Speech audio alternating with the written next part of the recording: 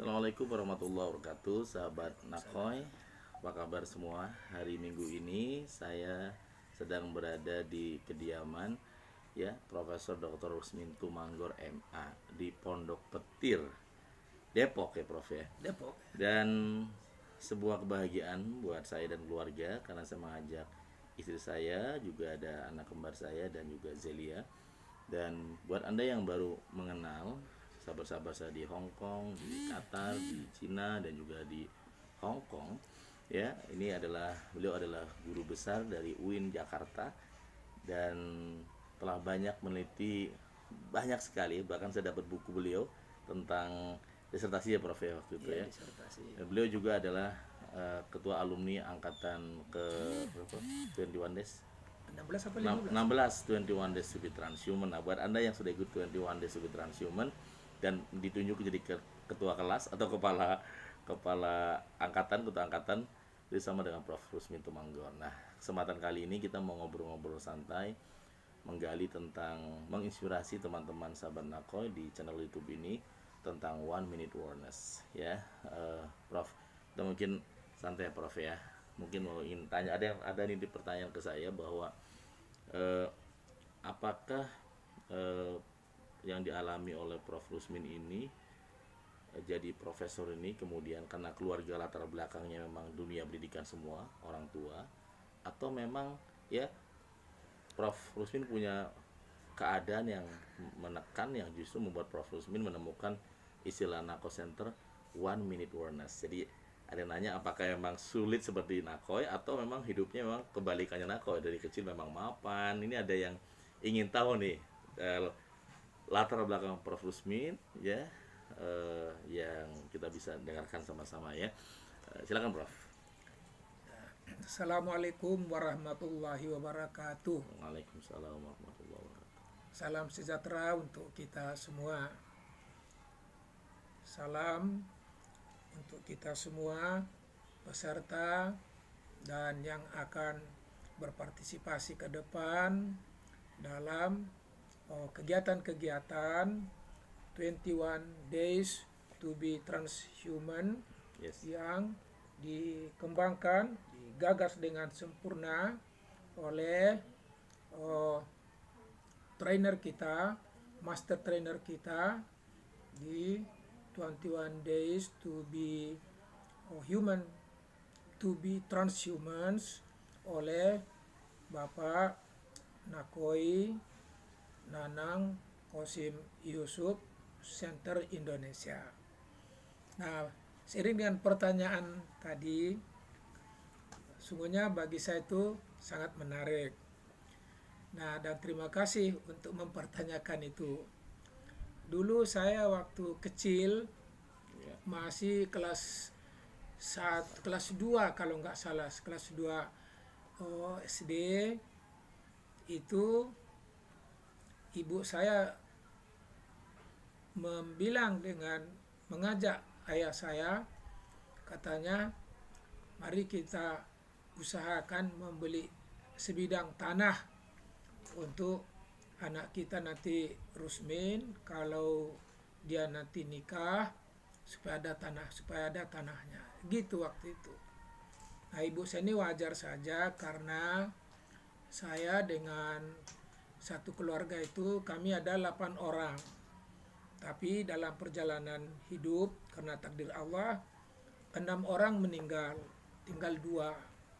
1 kakak saya, kemudian saya 1.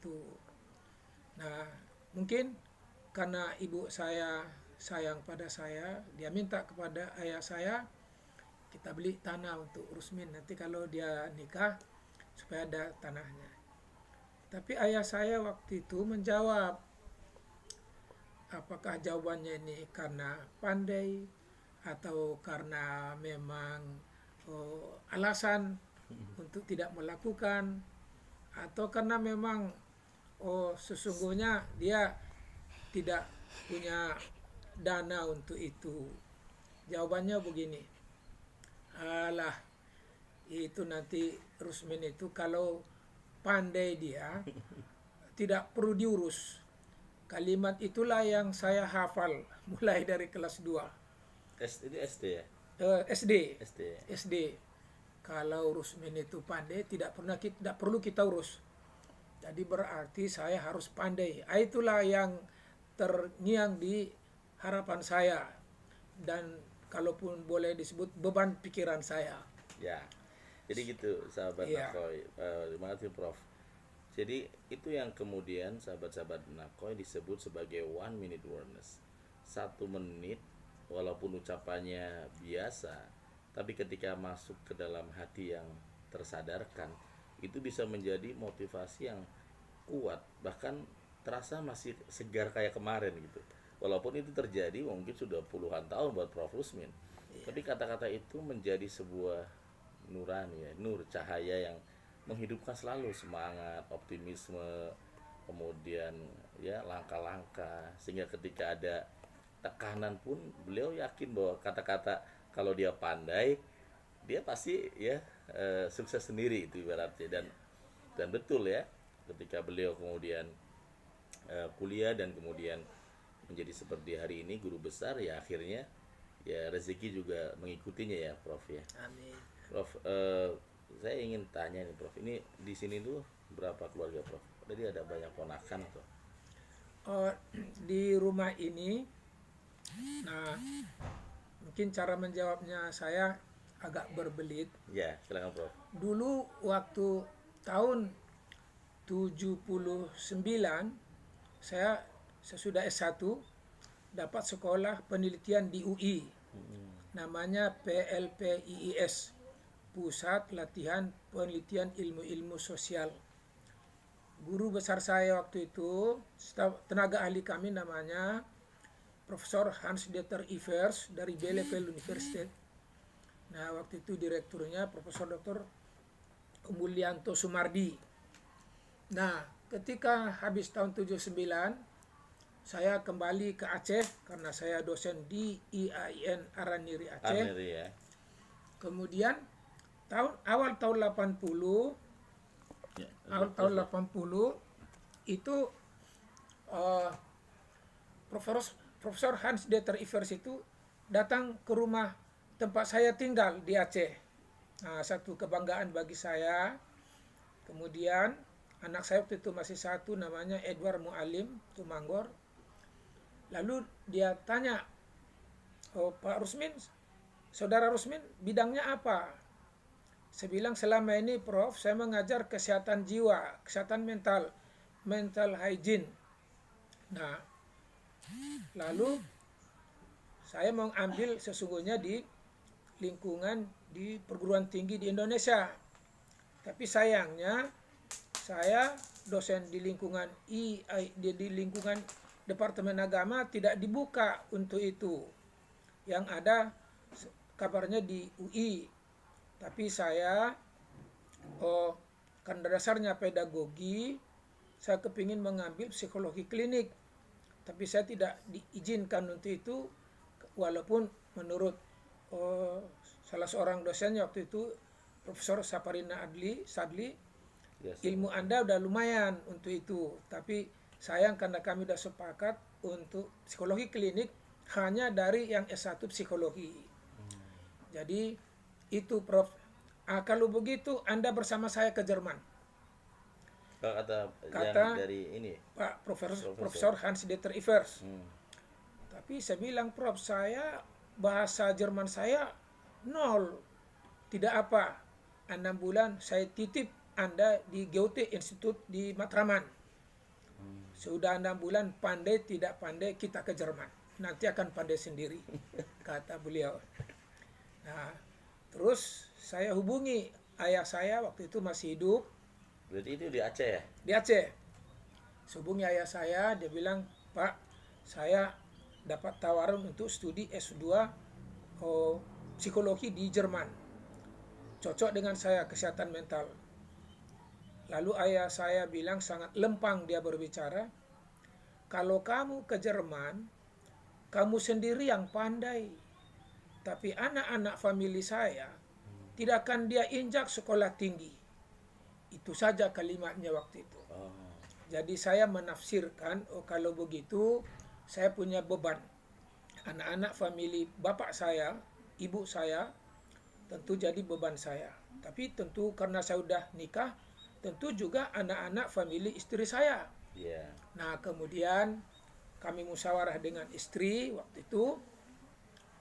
Nah, yang gajian kan cuma saya, istri saya tidak ya. Nah, kami simpulkan dengan gaji saya, kami bisa memelihara, menampung 7 orang, baik dari pihak saya ataupun dari pihak istri, pokoknya 7 orang. Atau bisa jadi nanti entah dapat kita, entah dari sambil mengajar istri saya atau saya mengajar, ada mahasiswa yang nampaknya mengalami kesulitan, lalu dia mau hidup bersama kita menderita sambil kuliah, lalu kita tampung juga. Nah, jadi kami hitung-hitung bolehlah menampung 7 orang. 7 orang. Nah, waktu itu saya masih kontraktor. 20 tahun saya kontraktor. Maksudnya mengontrak ya. Kami kawin tahun 76, kemudian tahun 77 kami mengontrak. Nah, terus nyimpang dulu tahun 1997 kami mengontrak, baru tahun 1998 ada gubuk kami. Nah, jadi kembali dulu ke awal.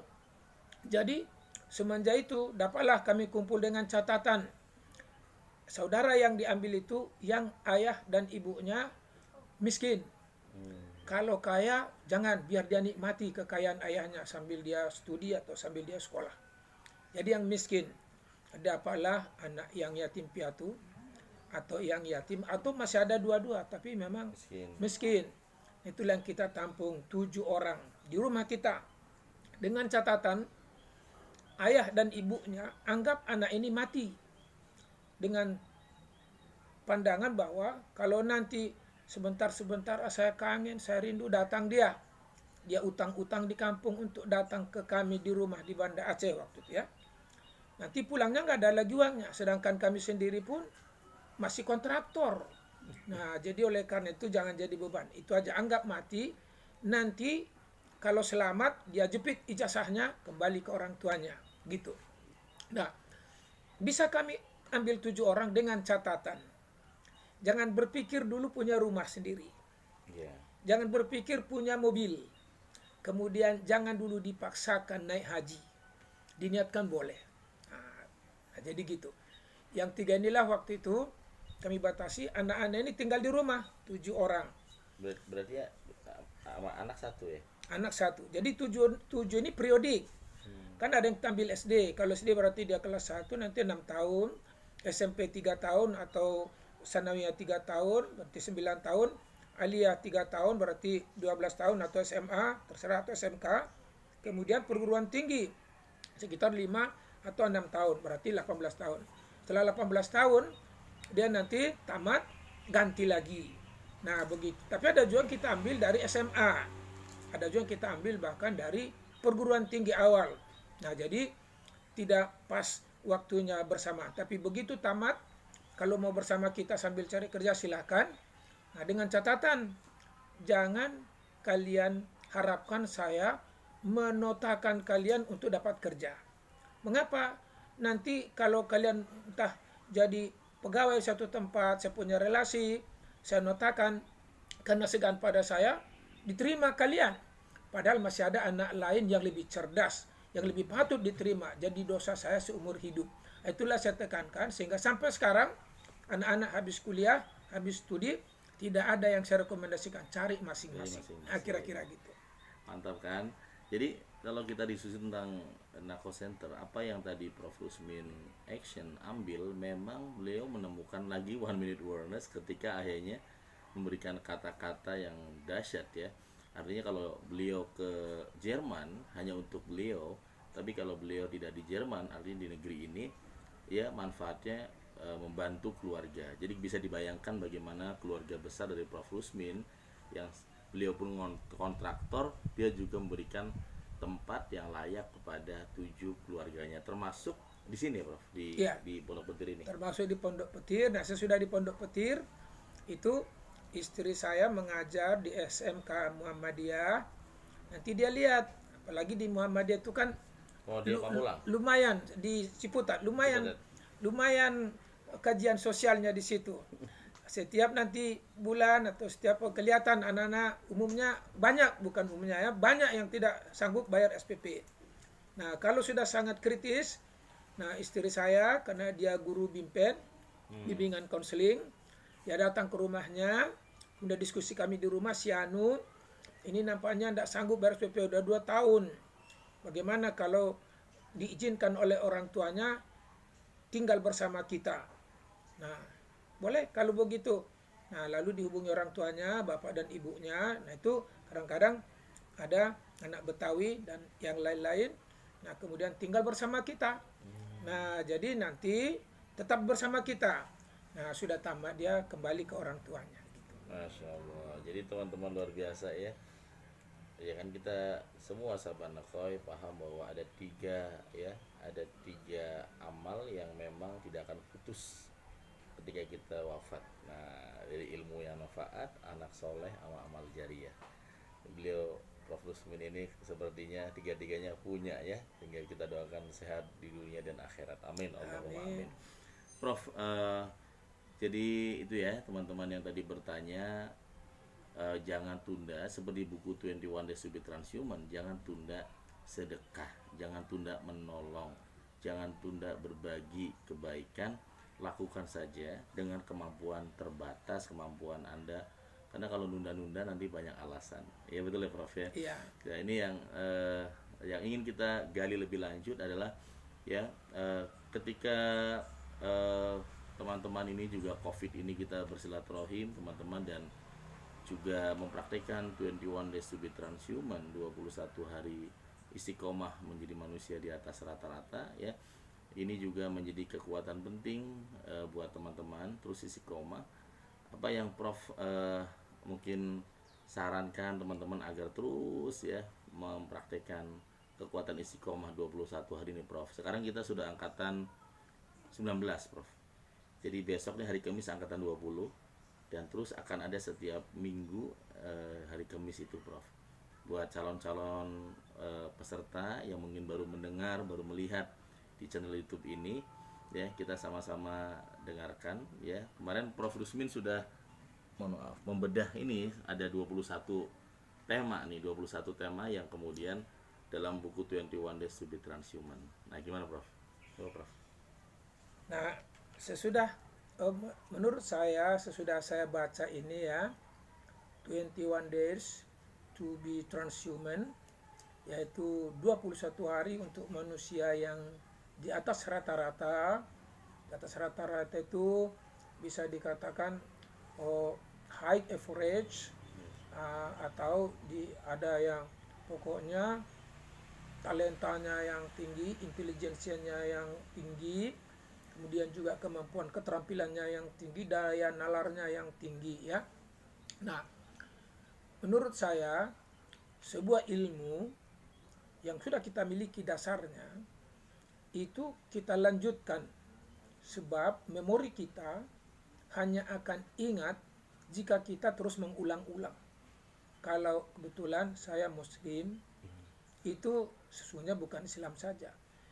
Mengapa Tuhan itu tidak menyuruh sekali saja atau sekali rapel saja, umpamanya sholat udah 1 bulan, sholat untuk 1 tahun, habis itu jangan lagi. Begitu juga yang teman yang Kristiani udah ke gereja, pokoknya dikumpul saja 1 bulan terus ke gereja, jadi tidak lagi untuk 11 bulan lagi. Nah, mengapa harus tiap minggu? Begitu juga yang Muslim, begitu juga yang Buddha, begitu juga yang Hindu, ada ritme ritualnya.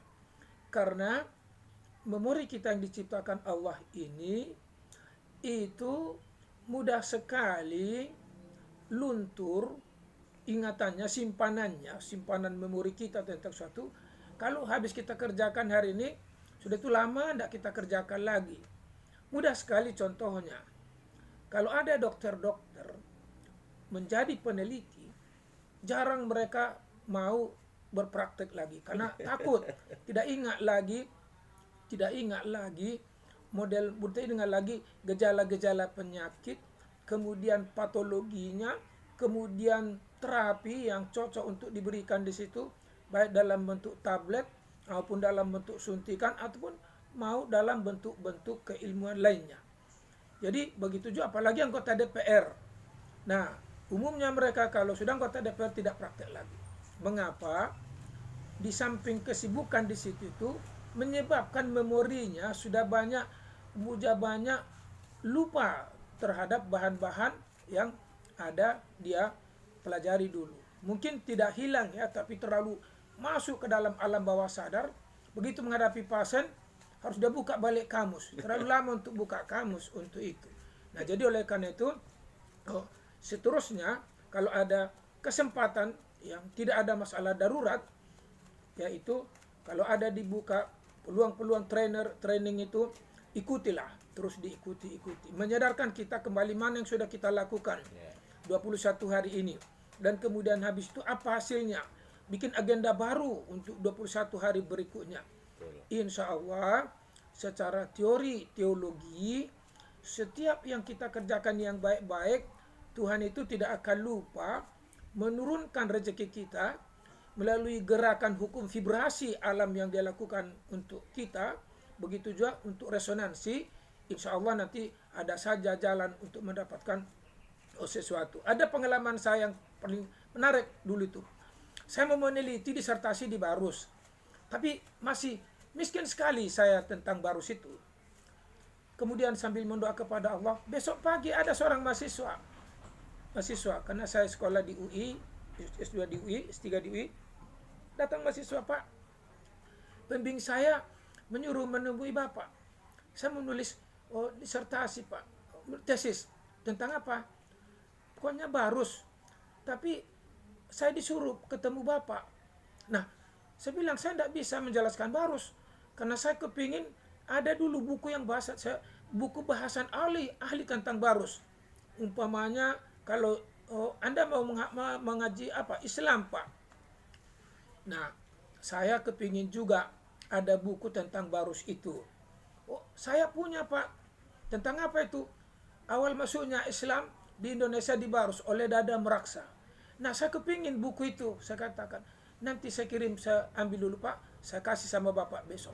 Nah, mulai dapat saya itu. Dan seterusnya, begitulah buku-buku yang saya harapkan tentang Barus. Datang saja dari teman-teman yang tadinya saya tidak kenal, datang dengan jalur lain, akhirnya saya bimbing dia tentang apa yang diinginkan oleh pembimbingnya. Saya pun dibekali tentang buku-buku itu.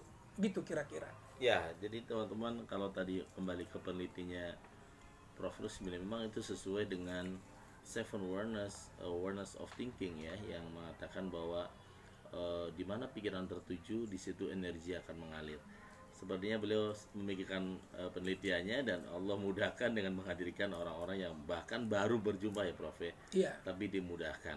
Jadi teman-teman, sahabat-sahabat yang great ya, buat kita yang juga suasana COVID-19 ini ya, jangan menyerah ya, terus optimis, terus yakin, dan lakukan kebiasaan-kebiasaan baru yang bahkan mungkin kebiasaan yang belum dilakukan ya, sesuatu yang baru lakukan terus menerus, yang baik, yang positif, sehingga berdampak kepada kehidupan yang lebih baik lagi. Terima kasih Prof. Rusmin. Mungkin sebelum kita tutup karena menjelang asar, kira-kira ya nasihat dari Prof. Rusmin untuk ya teman-teman sahabat-sahabat Nakoy yang kami ini lagi mau bermimpi ingin mendirikan sekolah, Prof, lembaga pendidikan dari namanya Sekolah Kesadaran, baik yang virtual maupun yang offline, dari TK, SD, SMP, SMA sampai ke depan Nakoy University. Mohon doa dari Prof ya, semoga kami semua istiqomah dan juga keluarga besar Nakoy Center juga istiqomah, dan Allah panjangkan usianya dan dimudahkan sehingga kemudian Prof Rusmin juga ikut mendukung, mendoakan, dan menjadi bagian dari perjuangan sama-sama bangun amal soleh. Begitu Prof, saya minta doa Prof untuk impian-impian kami Prof. Baik, jadi saya komentari sedikit lagi ya. Saya untuk teman-teman ini, saya ingat dulu waktu tadi saya jelaskan tentang bagaimana dialog ayah dan ibu saya. Ada guru saya dulu orang Padang, namanya Ibu Sari Madinah, ingat saya namanya. Sudah itu dia titipkan pada saya sebuah sebuah pepatah atau ungkapan. Sampai sekarang hafal saya itu. Dan itu juga saya pegang di samping apa yang dikatakan oleh ayah saya untuk ibu saya, yaitu begini: berguru ke padang datar dapat rusa belang kaki, berguru ke palang ajar ibarat bunga kembang tak jadi. Nah, jadi itu saya ingat terus itu. Berarti kalau berguru harus terus menerus, tuntas, jangan tanggung-tanggung. Kalau tidak ibarat bunga kembang tak jadi. Gitu ya. Nah, itu yang saya ingat dulu itu. Kemudian mengakhiri satu lagi yang belum tuntas, saya tidak boleh tidak keluar negeri tapi di Indonesia. Ya. Nah, dengan menghargai semua dari manapun bapak-bapak, ibu-ibu tamat, tapi saya waktu itu doa saya, ya Allah ya Tuhan, jika saya harus kuliah di negeri ini dalam rangka mengikuti nasihat ayah dan ibu saya, berikanlah saya peluang untuk kuliah di perguruan tinggi terhormat di negeri ini. Itu doa saya. Nah, alhamdulillah waktu itu dibukalah di UI satu jurusan antropologi kesehatan, medical anthropology. Nah, saya lihat kurikulumnya, salah satunya ada yang saya inginkan juga waktu itu, yaitu psikiatri lintas budaya. Jadi terpelajari juga tentang psikiatri yang menyangkut penyakit jiwa dan lintas budaya. Saya ambillah itu, mulai dari S2 sampai S3. Nah, kemudian saya ambil di situ. Nah, saya ambillah ilmu tentang kedukunan, ya, supaya tahu saya seberapa jauh budaya dukun itu dan bagaimana match-nya dengan konvensional medicine. Nah, itulah kira-kira yang dasar saya dulu, sehingga dikabulkan Allah juga saya kuliah di UI. Nah, gitu ya. Jadi insya Allah bapak-bapak, ibu-ibu, kalau mendoa insya Allah akan dikabulkan dengan catatan ikhlas, kemudian dicari akal sehingga tercapai cita-cita kita itu. Tapi jika suatu ketika menurut kita bagus tapi belum dikabulkan Allah, mendoa lagi, ya Allah ya Tuhan, jika ada banyak dosa saya ya Allah, ampuni dosa saya itu, jangan menghambat cita-cita saya untuk kebaikan ini. Jika ini saya anggap kebaikan tapi menurutmu ya Allah tidak kebaikan, bukakan hati saya untuk mencapai yang lain yang engkau ridai ya Allah. Itulah kira-kira pesan saya, bukannya sehat ya, sekedar urun rebuk dengan teman-teman kita semua. Terima kasih teman-teman, sahabat-sahabat Nakhoy. Jangan lupa ya, kita juga mendoakan beliau, Prof. Rusmin Tumanggor dan keluarga, dan juga saya selalu ya teman-teman di suasana COVID-19 ini. Dan silakan bergabung di kelas 7 Wellness 3 hari angkatan ketiga tanggal 23, 24, 25 Oktober 2020 ini bersama Nakho Center dan saya. Terima kasih Prof, terima kasih. Wassalamualaikum warahmatullahi wabarakatuh. Waalaikumsalam warahmatullahi Terima wabarakatuh. kasih.